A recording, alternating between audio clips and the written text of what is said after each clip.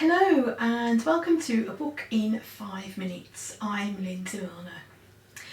Today we're looking at a book called Help by Oliver Burkeman, and it's subtitled How to Become Slightly Happier and Get a Bit More Done. So, that might sound a little bit underwhelming, but I actually quite like that as a title. It's his first book, and I have actually already previously looked at his two previous books. This one, it's on the subject of human happiness. Now, Burkeman was a columnist at The Guardian for many years, and this book it seems almost like it's a collection of the columns that he did for The Guardian.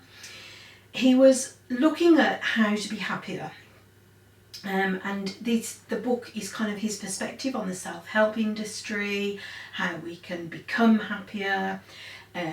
What he's doing is distilling a lot of the good advice from the stuff that's a bit more useless.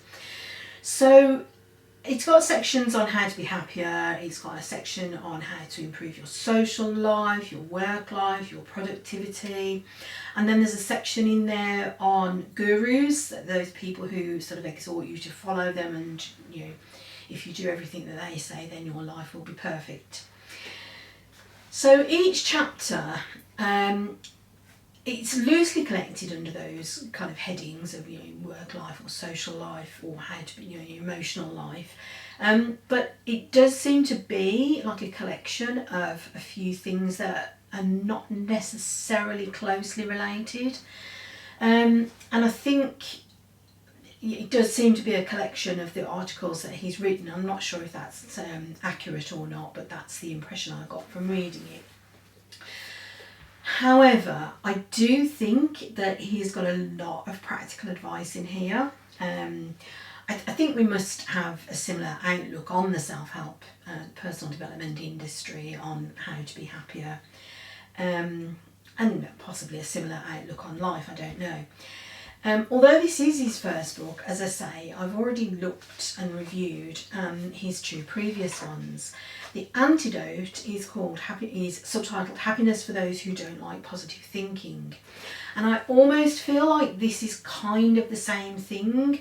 There is different content in them, and obviously it's a while since I read The Antidote, so I don't remember all of the details of that one. And then more recently, he has written one called 4,000 Weeks, Time Management for Mortals. And the central premise of that book is life is short. There will never be enough time to do all of the things that we want to do, so the sooner we accept that reality, the better.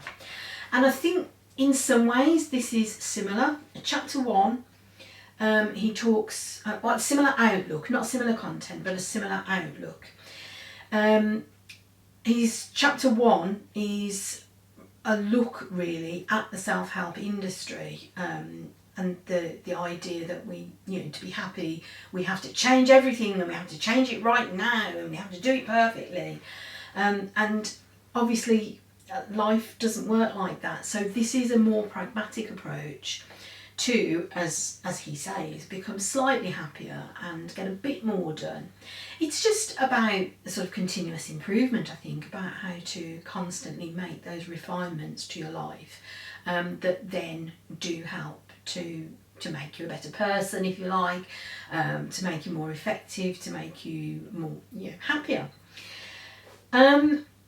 So I do really like the practicality of this and the wisdom that's in here. So should you read it? I would recommend this really to anyone who does want to improve some aspect of their life, but who gets frustrated with much of the self-help industry in general. One thing that really resonated with me over it is this idea of not being a specialist. There's a lot of sort of pressure on people to specialise in something, to get really good at something, to spend 10,000 hours perfecting your craft and learning to master your passion, whatever. And the idea that we can only focus on this one thing, not only is it impractical, but it doesn't work for a lot of us.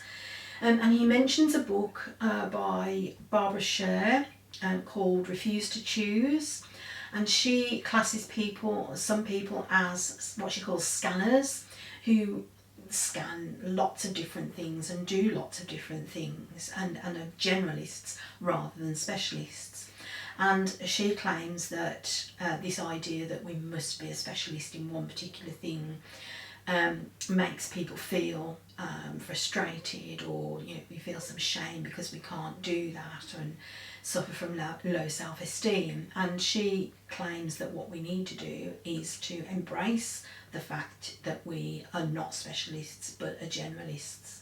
And I really resonated with that as an idea. That sounds like a book that I ought to go out and investigate. So the short answer is yes, I think this is worth a read. There's a lot of wisdom and practicality in there. I did also enjoy his previous 2 books, but yeah, there's a lot in here to recommend. That is this week's book. Help, How to Become Slightly Happier and Get a Bit More Done. Let me know, have you read it? What do you think of it? I look forward to seeing your comments. If you want more content like this, then do please subscribe to the channel, and don't forget to give this video a like. I will see you next time. Bye!